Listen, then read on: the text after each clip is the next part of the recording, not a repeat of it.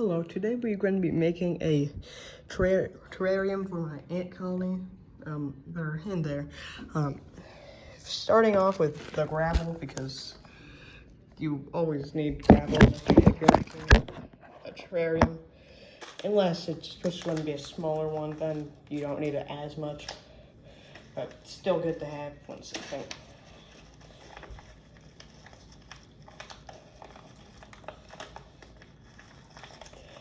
Having some troubles. So I'm just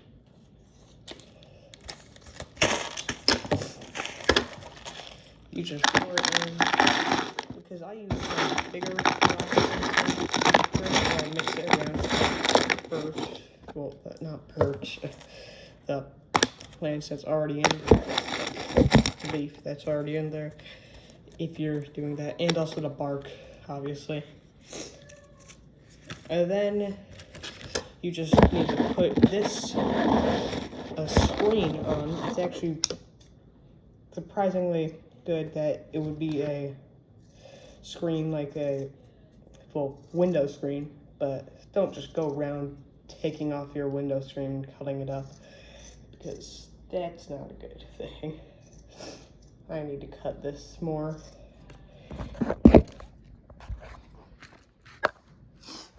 So yeah, just cut it up until you can fit it in there without any real issues, like it doesn't bend up too much.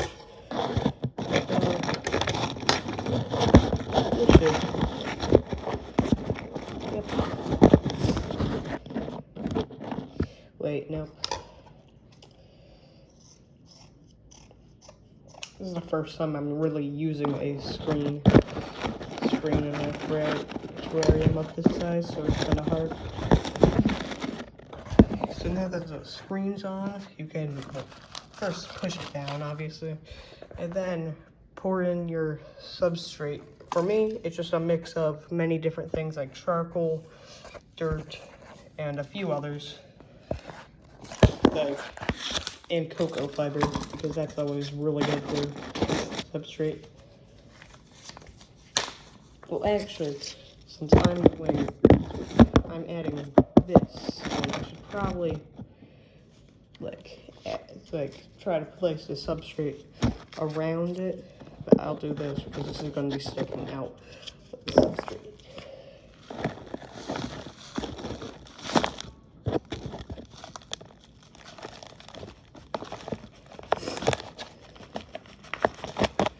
And this is, for some reason, then you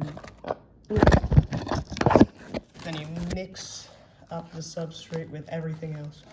Well, if you're following along, you don't have to. Oh. As you can see, this is quite messy, so you should probably, if you are doing this, then bring something to clean everything up. Okay.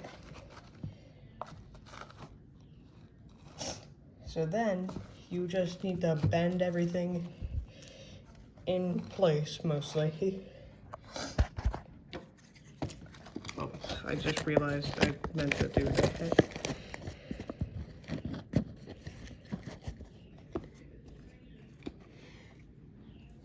And pour some dirt in every once in a while.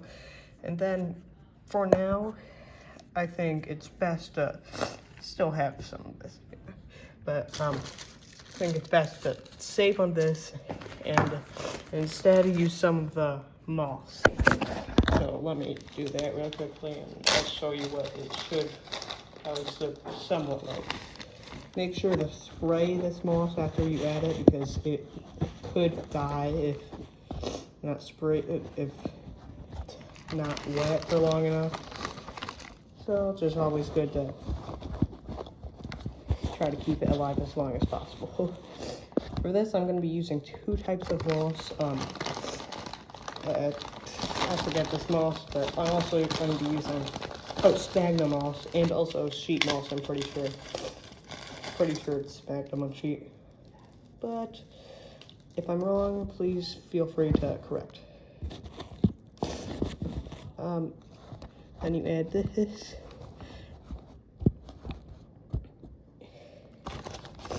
And for this size, you can actually add inhabitants. Oh, this is the terrarium. That is what I believe to be sphagnum moss, and that is sheet moss, I believe. And then this is where you add some of the leaf litter. I'm gonna set this down and do that real quickly.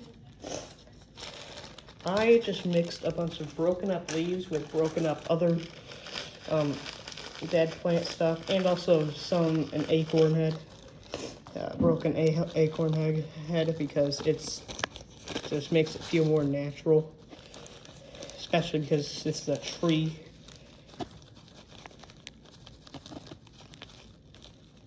Okay. Was a tree. It's meant to be more of a tree stump kind of thing. And then you add all your leaves, like in the back there. This is it with the leaf litter and stuff, and then more the leaf litter. Let me break this up a bit so you can actually fit it in. Or I can actually fit it in. Sorry. And then push it down there. Then maybe this, and take out everything you're not going to use, because you can use it for later projects if you are doing this. And then add your smaller sticks, because this doesn't fit. Let me break it a bit. That rhymed. I didn't mean for that.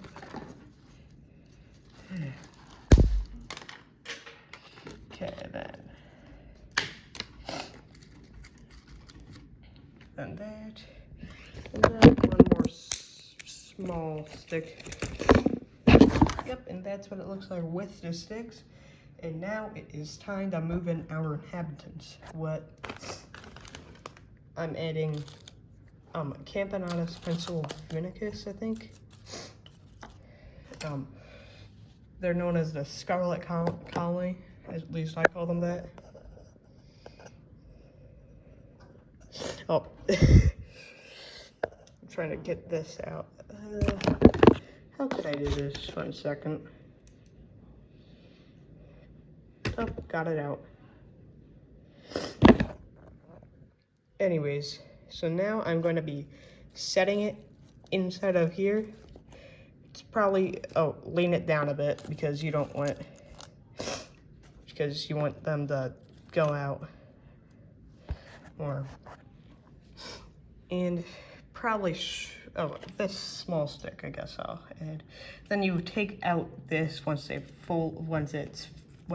queen's fully moved, because you don't want a test tube just in the middle of it, right? Unless you like that kind of look, but I don't. So then you add your top. And this is the finished product. And I'm going to water it, and actually I made a mistake on the last tutorial. You don't actually need to put holes in it, because the moss here produces more oxygen than trees do. Somewhat. Maybe not on this small, but still enough air for the ant to live. But then, if you want to, you can add some finer details and stuff. Oh, I just realized I forgot to add rocks. This is my rocks. I just have a bunch of random rocks. Wait a second.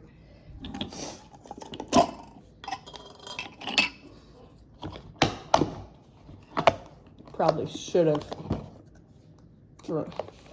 I don't know how I forgot to add rocks. I feel stupid. Well,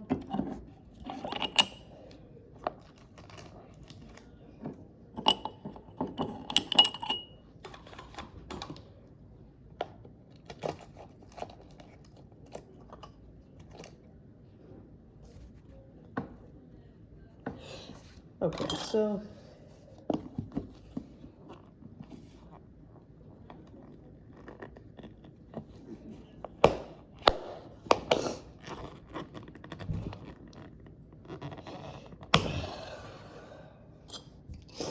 now this is the finished product, and the ant queen will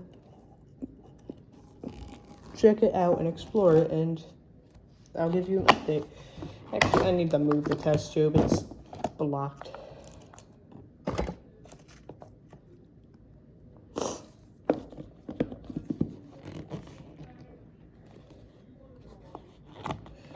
And thank you for watching.